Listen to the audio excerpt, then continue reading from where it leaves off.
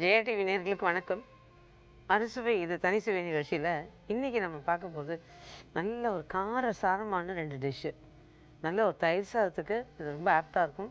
இன்னொன்று கேட்டிங்கன்னா, இது ஒரு பண்ண போகிற ஒரு டிஷ் வந்து நல்ல தோசை, ஒரு மெதுகு தோசைக்கும் இட்லி இதுக்கெல்லாம் கூட ரொம்ப பிரமாதமாக இருக்கும்.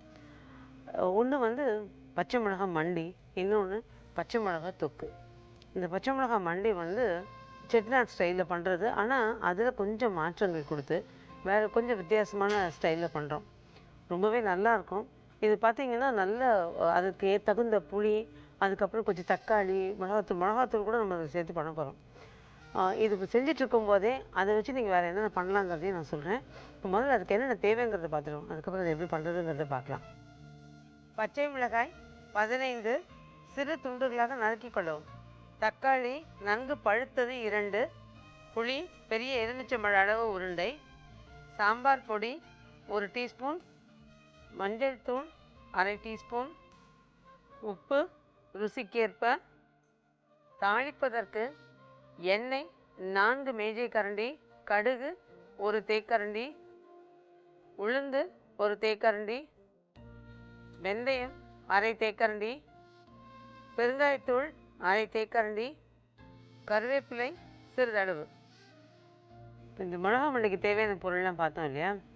இது பார்த்திங்கன்னா நல்ல ஆக்சுவலாக இந்த ஒரு நல்ல கரும் பச்சை நிறத்தில் கிடைக்கிற பச்சை மிளகாயாக இருந்தால் உங்களுக்கு காரம் ஜாஸ்தி இருக்கும். இளம் பச்சை நிறமாக இருந்தால் காரம் கம்மியாக இருக்கும்.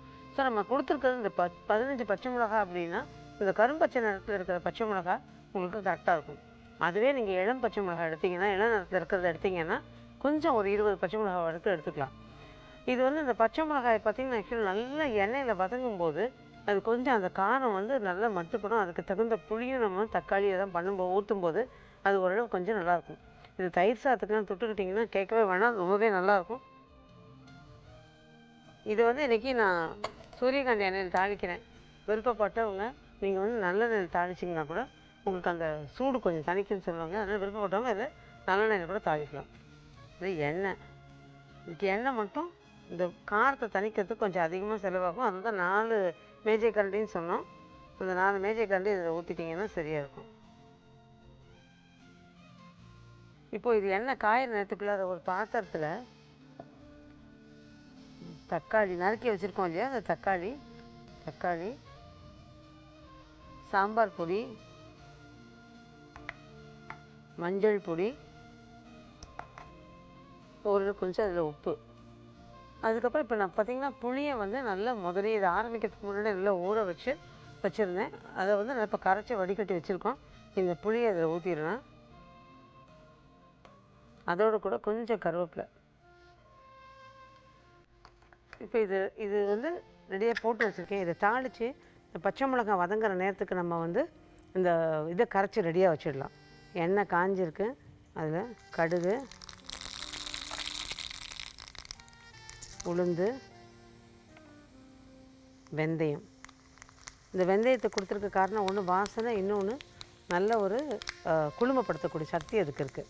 அடுத்தது பச்சை மிளகா போடும்போது போட்டுட்டு ஒரு செகண்ட், ஒரு 5 செகண்ட் வெளியில் தள்ளி நின்றுக்குவோம்.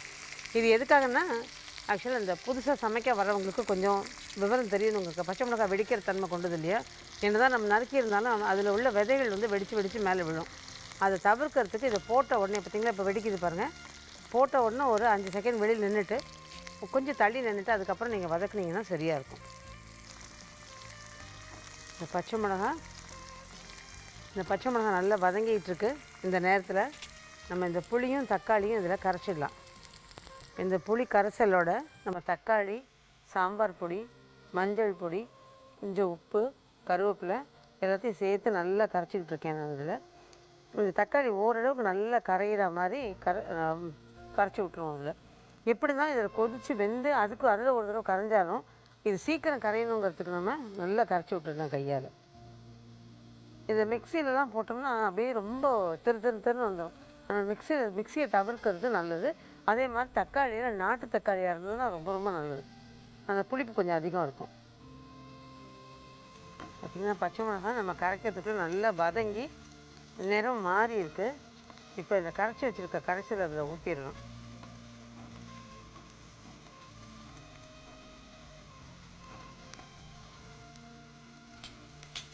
இப்போ நான் பார்த்திங்கன்னா நான் தாளித்ததை மிதமான தீயில் வச்சு நல்லா எண்ணெய் காஞ்சோன்னு தாளிச்சிட்டு மிதமான தீயிலே வதக்கிட்டுருக்கோம். இப்போ இது ஊற்றினதுக்கப்புறம் கொஞ்சம் தீயை தூண்டலாம்.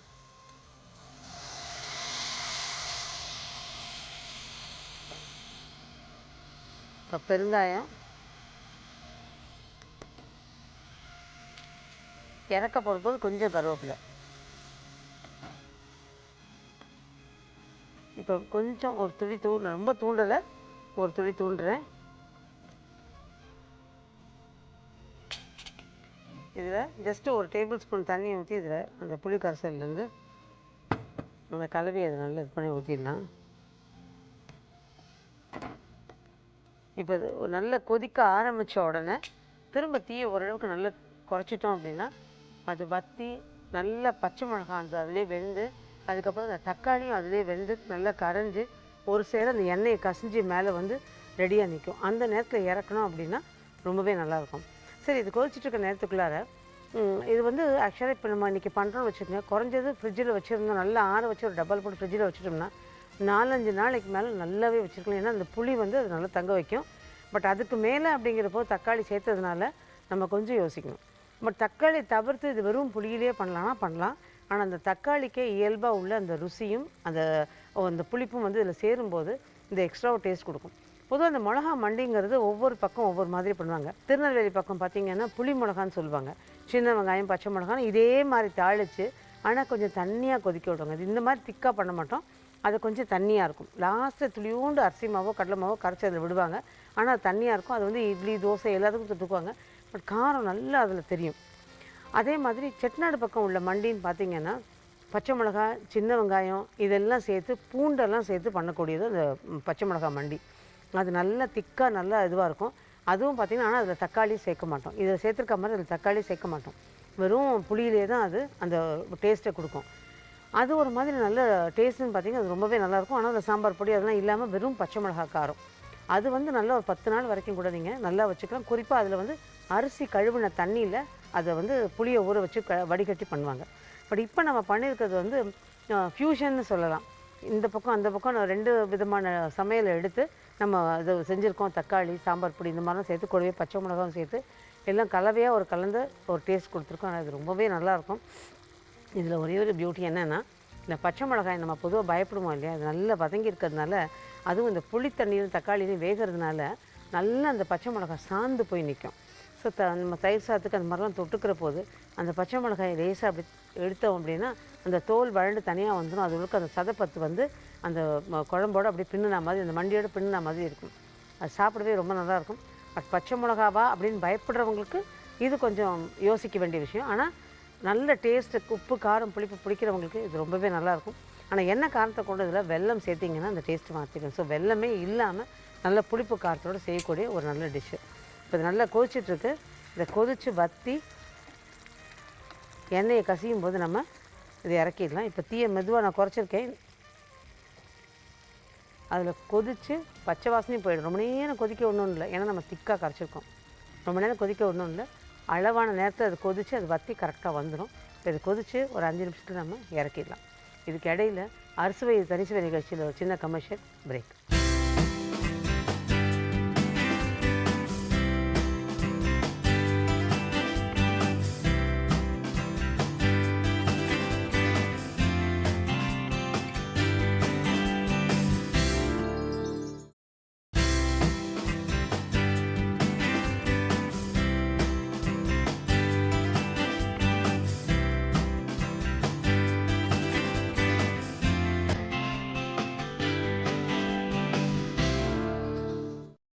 வெல்கம் பேக் டு அறுசுவை இது தனிசுவை. நம்ம மிளகா மண்டிக்கு நல்லா கடுகு உளுந்து வெந்தயம் தாளிச்சிட்டு அப்புறம் அதில் பச்சை மிளகாய் நல்லா வதக்கியிருந்தோம். ஒரு பக்கம் புளியை கரைச்சிட்டு அதில் சாம்பார் பொடி, கருவேப்பிலை, கொஞ்சம் உப்பு, மஞ்சள் தூள்லாம் போட்டு கரைச்சி ரெடியாக வச்சுருந்து அதையும் தூக்கி ஊற்றி நல்லா கொதிச்சது பாருங்கள். இப்போ எண்ணெய் கசிஞ்சு வந்திருக்கு பாருங்கள். இந்த மாதிரி வரணும். இந்த பதம் கரெக்டாக இருக்கும் உங்களுக்கு. அந்த எண்ணெயும் கசிஞ்சு இருக்குது, இதுவும் திக்காக இருக்குது. புளியில் அதிகமாக தண்ணி ஊற்றக்கூடாது, ஏன்னா அளவாக கொதிச்சா போதும். புளி இந்த ருசி மாறாமல் இருக்கும். புளி ரொம்ப கொதிச்சா ருசியை மாற்றிடும். சரி, கரெக்டாக இருக்கு பாருங்கள். இது இறக்கிடலாம். இனி ஆற ஆற இன்னும் கொஞ்சம் ஒரு துளி இருக்கும். இது இந்த எண்ணெய் இந்த அளவுக்கு இருந்தால் தான் உங்களால் இந்த காரத்துக்கு சரியாக இருக்கும்.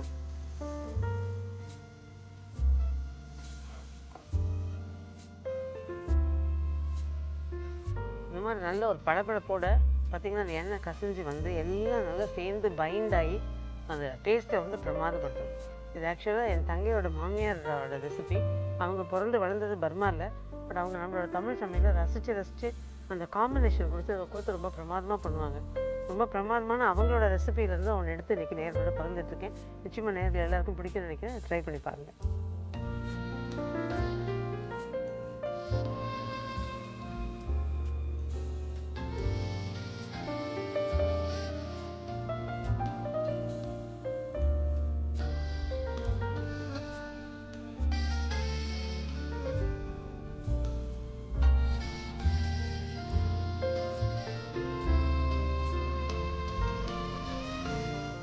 மிளகா மண்டி ரெடி பண்ணி எடுத்து வச்சுட்டோம். அது எப்படி பண்ணுறதுன்னு பார்த்தோம். ரெடி பண்ணி எடுத்து வச்சாச்சு. இப்போ அடுத்து நம்ம பார்க்க போகிறது மிளகாய் தூக்கு, அதாவது பச்சை மிளகாய் தூக்கு. அதுக்கு என்னென்ன தேவைங்கிறத பார்த்துக்கலாம். அதுக்கப்புறம் அது எப்படி பண்ணுறதுங்கிறத பார்க்கலாம். பச்சை மிளகாய் 15 முதல் 20 வரை, பொட்டுக்கடலை 2 மேஜை கரண்டி, புளி எலுமிச்சம்பழ அளவு உருண்டை, உப்பு ருசிக்கேற்ப, மஞ்சள் தூள் 1/4 டீஸ்பூன், தாளிப்பதற்கு எண்ணெய் 4 மேஜை கரண்டி, கடுகு 1 டீஸ்பூன், உளுந்து 2 டீஸ்பூன், பெருங்காயத்தூள் 1/2 டீஸ்பூன். இந்த பச்சை மிளகாய் தூக்குறதுக்கு தேவையான பொருள் நான் பார்த்தோம் இல்லையா, இது எப்படி பண்ணுறதுங்கிறத பார்க்க போகிறோம். இப்போ பச்சை மிளகாயை நான் ஏற்கனவே பச்சை மிளகாய் மண்டிக்கு சொன்னேன் பாருங்கள். கரும் நிற பச்சை மிளகாய் இருந்ததுன்னா உங்களுக்கு அது வந்து ஒரு 15 பச்சை மிளகாய் உங்களுக்கு கரெக்டாக இருக்கும். இளம் பச்சை மிளகாய் இருந்ததுன்னா அது 15-20, அது இளம் நிறத்தில் உள்ளது. அதில் வந்து காரம் அதிகமாக இருக்காது. ஸோ இந்த அளவுக்கு அது 15-20 பச்சை மிளகாய் போட்டிங்கன்னா கரெக்டாக இருக்கும். அது வந்து நல்லா கழுவிட்டு சின்ன சின்ன துண்டாக, அது ரொம்ப பெருசு வேண்டாம், அது ரொம்ப சின்னது வேண்டாம். ஏன்னா எப்படி தான் வதக்கிட்டு நம்ம இந்த தொக்குக்கு அரைக்க போகிறோம். ஸோ நான் வந்து ஒரு 2 துண்டாக நறுக்கி வச்சுருக்கேன். அது என்னென்னா குறிப்பாக சொல்லணும் அப்படின்னா, சின்ன பிள்ளைங்களாக இருந்தால் இல்லை முதல்ல சமைக்கிறவங்களாக இருந்தால் பச்சை மிளகாயை சரி நம்ம எதுக்கு வெட்டணும் அப்படியே முழுசாக போட்டு வதக்கலாம்னு நினச்சிங்கன்னா பட்டுன்னு வெடிக்கும். பச்சை மிளகாய் வெடித்து மேலே வந்து அந்த எந்த எண்ணெயில் வதங்குதோ அந்த எண்ணெயிலேருந்து கொஞ்சம் எடுத்து அப்படியே தெரிச்சு விடும். ஸோ நம்ம மேலே எண்ணெய் போடும், விதையும் தெரிச்சு விடுக்கும். அதனால் 2 உடச்சிட்டோ இல்லை சின்ன துண்டுகளை நறுக்கி அதை போட்டு வதக்குனீங்கன்னா தெரிச்சு மேலே விடுகிறத தவிர்க்கலாம். இப்போ நம்ம கொடுத்துருக்குற எண்ணெயில் நான் ஒரு பாத்திரம் காய போட்டிருக்கேன். அடுப்பில் கொடுத்துருக்குற எண்ணெயில் கொஞ்சமாக ஒரு 1 டேபிள் ஸ்பூன் அளவுக்கு நம்ம இதை ஊற்றிடலாம். இந்த எண்ணெய் காஞ்சிருக்குங்க, நம்ம ஊற்றி வச்சிடலாம். இதில்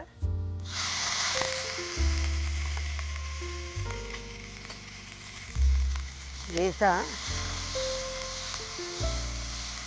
வதக்கிடுங்க. அதோடு கூட பொட்டுக்கடலை சொன்னேங்க 2 டேபிள் ஸ்பூன், அதையும் இதோட போட்டுக்கோங்க.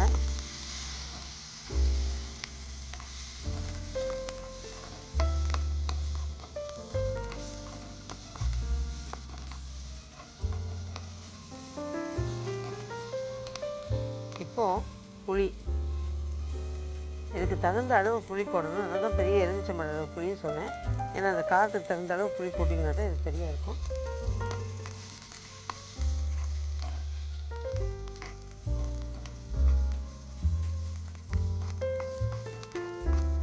உப்பு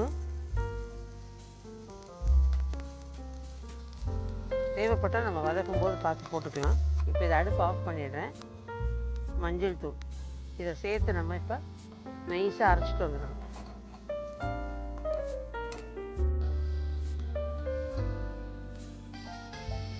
இதை அரைச்சி ரெடியாக வச்சுட்டு அந்த விழுத பச்சை மிளகாய் எண்ணெயில் வதக்கி அதில் கூட பொட்டுக்கடலை, அதுக்கப்புறம் கொஞ்சம் மஞ்சள் தூள், உப்பு, புளி இதெல்லாம் சேர்த்து நல்லா வதக்கிட்டு எடுத்து நைஸாக விழுத அரைச்சி எடுத்து வச்சுருக்கேன். இப்போ இதை தாளிக்க போகிறேன். நம்ம கொடுத்துருக்க அந்த 4 மேஜை கரண்டி எண்ணெயில் நான் 1 மட்டும்தான் அதை வதக்கிறதுக்கு எடுத்துக்கிட்டேன். மீதி 3 மேஜை கரண்டி எண்ணெயும் இப்போ நம்ம இதை ஊற்றணும். அந்த அளவுக்கு அது எண்ணெய் இருந்தால் தான் உங்களுக்கு வந்து இது நல்லா அதிலேயே வதங்கி கொடுத்து நல்லா சார்ந்து நிற்கும். அப்போ அந்த எண்ணெய் வந்து உங்களுக்கு அதை கொஞ்சம் ஒன்றும் கெட்டு போகவும் விடாது. இன்னொன்று பார்த்திங்கன்னா அந்த காரத்தை மட்டுப்படுத்தும். அதுக்கு தான் அந்த அளவுக்கு எண்ணெய் ஊற்றுறது. பச்சை மிளகாயோட காரம் மட்டுப்படும் இந்த எண்ணெய் ஊற்றும்போது. இந்த எண்ணெய் ஓரளவு காஞ்சிருக்கு. அது 1 டீஸ்பூன் கடுகு, கடுகு நல்லா பொரிஞ்சதுக்கப்புறமா அதில் உளுந்து சேர்ப்போம்.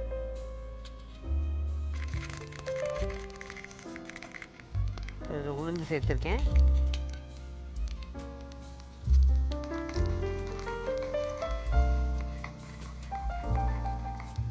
பெருங்காயம் பாதி இதில் போட்டிருக்கேன், மீதி லாஸ்ட்டில் கொஞ்சம் போடலாம். இப்போது இதில் இந்த அரைச்ச விழுதை இதில் சேர்த்துருக்கேன். தீயை வந்து மிதமாக வச்சுக்கலாம். வச்சுக்கிட்டு இதை நல்லா கிளறணும். இதை நல்லா வழித்து போட்டு நல்லா அதை கிளறி எடுத்துடலாம். எடுக்க போகிறப்போது ஒரு தடவை பெருங்காயத்தை போட்டு எடுத்துடலாம். இப்போ இது நல்லா வதங்குச்சுன்னா உங்களுக்கு தொக்கு ரெடி ஆகிடும். இதுக்கு இடையில அறுசுவை தனிசுவை நிகழ்ச்சியில் ஒரு சின்ன கமர்ஷியல் பிரேக்.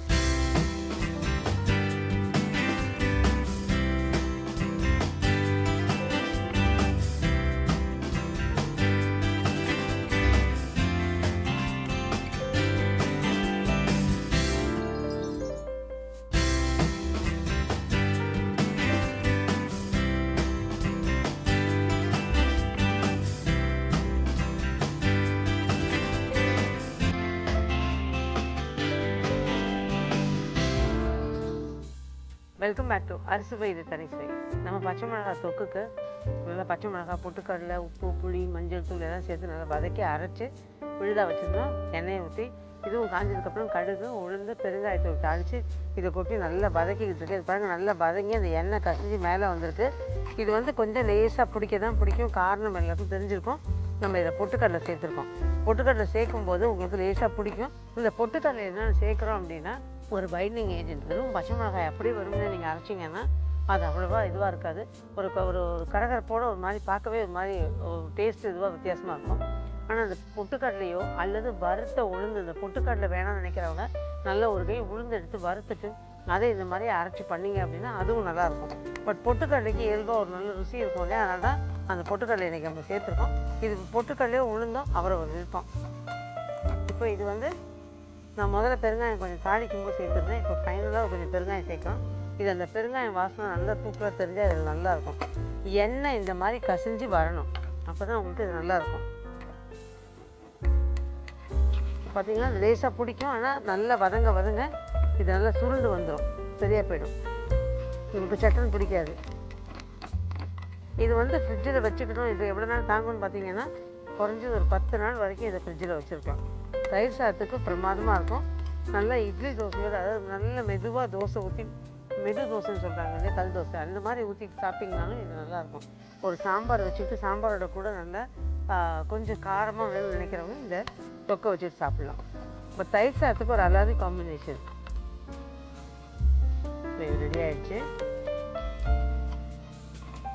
நான் இது முதல்ல பண்ணி பார்க்கும்போது வெறும் பச்சை மிளகாய் தான் வதக்கி பண்ணி பார்த்தேன். எனக்கு அந்த டேஸ்ட் அவ்வளோ பிடிக்கல, ஒரு சிறு கசப்பு தெரிஞ்சதில்லை. அதனால் பச்சை மிளகாய் வெறுமனே பண்ணாமல் கூட என்ன சேர்க்கலான்னு யோசிக்கும்போது ஒன்று பொட்டுக்கடலை இல்லைன்னா உளுந்து. பட் பொட்டுக்கடலையும் உளுந்தும் சேர்க்கும்போது உளுந்துக்கு ஒரு வாசனையும் பொட்டுக்கடலைக்கு ஒரு வாசனையாக இருந்தது. பொட்டுக்கடலை வாசனை இது கொஞ்சம் என்னன்னு கேட்டால் கொஞ்சம் ஈஸியாகவும் இருக்குங்கிறதுனால பொட்டுக்கடலை நான் இன்றைக்கி சேர்த்துருக்கேன். உளுந்து வேணும்னு நினைக்கிறவங்க உளுந்து சேர்க்கலாம். அந்த வாசனையும் கொஞ்சம் வித்தியாசமாக நல்லாயிருக்கு. பார்த்திங்கன்னா இதில் எண்ணெய் நல்லா கசிஞ்சு வருது பாருங்கள். இந்த ஸ்டேஜ் வரைக்கும் நம்ம நல்லா வதக்கினா தான் இது நல்லாயிருக்கும். இந்த அளவுக்கு நல்லா வதங்கணும். இப்போ பார்த்தீங்கன்னா கொஞ்சம் நேரம் கழிச்சு நீங்கள் இந்த ஸ்டேஜை தாண்டி நல்லா ஆற மீதமுள்ள எண்ணெயும் அது மேலே அப்படியே நல்லா கசிஞ்சு வரும். அப்போ உங்களுக்கு நல்லா கரெக்டாக இருக்கும். இன்னும் கேட்டிங்கன்னா இந்த தொக்கு வந்து கெட்டு போகாமல் இருக்கிறதுக்கு அந்த எண்ணெய் நல்லா ஒரு பாதுகாப்பாக மேலே இருக்கும். நம்ம எடுக்கிற போது அந்த எண்ணெயை லேசாக தள்ளி விட்டுட்டு அந்த தொக்கை வரைக்கும் எடுத்துக்கிட்டு திரும்ப அந்த எண்ணெயால் அந்த தொக்கை மூடி வச்சிட்டோம் அப்படின்னா நல்லாவே இருக்குது. நல்லா ஆற விட்டுட்டு ஃப்ரிட்ஜுக்குள்ளே வச்சிங்கன்னா நல்லாயிருக்கும். இன்னும் கேட்டிங்கன்னா எனக்கு தெரிஞ்ச ஒரு ஃப்ரெண்டு ஒருத்தவங்க, நம்மலாம் தயிர் சாதத்துக்கு தொட்டுப்போம், அவங்க அழகாக சுடு சாதத்தில் இவனை தொக்கை போட்டு நல்லா, அதாவது பட்டும் படாமல் பிசையுதும்பாங்க, அந்த மாதிரி உதிர் சாதத்தை நல்லா பிசைஞ்சிட்டு ஒரு துளி நெய்யும் விட்டு அதை அவ்வளோ ரசித்து சாப்பிடுவாங்க. ஏன்னா அந்த காரம் பிடிச்சவங்களுக்கு இது ரொம்பவே நல்லாயிருக்கும். நிச்சயமாக நேர்கள் எல்லாருக்குமே இந்த காரம் பிடிக்கணும்னு நினைக்கிறேன். அதுவும் வரப்போகிறதெல்லாம் இனிமேல் குளிர்காலம், பனிக்காலம், அப்போ வந்து உங்களுக்கு வெயில் காக்க காரம் சாப்பிட யோசிப்போம். ஆனால் இந்த மாதிரி நேரங்களில் நம்ம கொஞ்சம் காரம் தேடுவோம் இல்லையா, உப்பு காரம், அந்த மாதிரி இருக்கும் நேரத்தில் இது நல்லாவே இருக்கும்.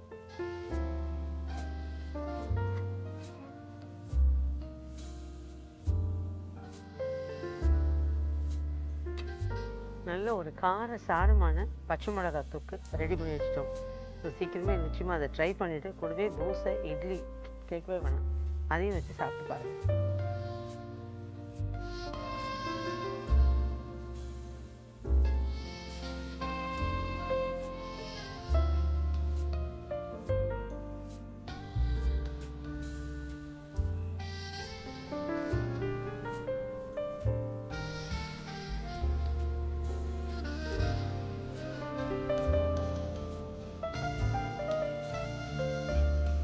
நல்ல ஒரு கல் தோசைக்கும் ஒரு இட்லிக்கும் இது நல்ல காம்பினேஷன். தயிர் சாதத்துக்கு கேட்கவே வேணாங்க. வெறும் தயிர் சாதத்தை வச்சு இதை தொட்டு சாப்பிட்டாவே போதும். பிரமாதமாக இருக்கும். நிச்சயமாக நேரில் எல்லாருமே இதை ட்ரை பண்ணி பார்ப்பீங்கன்னு நினைக்கிறேன். இப்போ பார்த்த இந்த 2 டிஷ்ஷுக்கும் ஒரு சின்ன ரீகேப். மிளகா மண்டிக்கு பார்த்திங்கன்னா ஒரு கடாயை வச்சு அதில் கடுகு, உளுந்து, வெந்தயம், அது பச்சை மிளகாய் போட்டு நல்லா வதக்கிட்டோம். இந்த பச்சை மிளகாய் வதங்கிறதுக்குள்ளார ஒரு பாத்திரத்தில் நாங்கள் தக்காளி, உப்பு, சாம்பார் பொடியும் போட்டு புளி கரைச்சலையும் ஊற்றி கரைச்சிக்கிட்டோம்.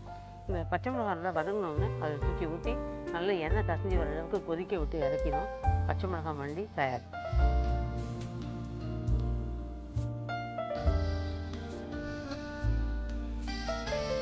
இப்போ பச்சை மிளகாய் தொக்குக்கு பார்த்திங்கன்னா ஒரு கடாய் காய வச்சு இந்த கடாய் காய்ஞ்ச உடனே பச்சை மிளகாய், பொட்டுக்கடலை, உப்பு, புளி இதெல்லாம் சேர்த்து நல்லா வதக்கிட்டு மஞ்சள் தூளும் சேர்த்து நல்லா விழுதாக அரைச்சி ரெடியாக வச்சுட்டோம். கடாயில் திரும்ப எண்ணெயை காய வச்சு கடுகு, உளுந்து இதை தாளித்து அரைச்ச விழுது சேர்த்து நல்லா கிளறி எண்ணெய் கசிஞ்சு வரணும்னு எடுத்து வச்சோம். பச்சை மிளகாய் தொக்கு தயார்.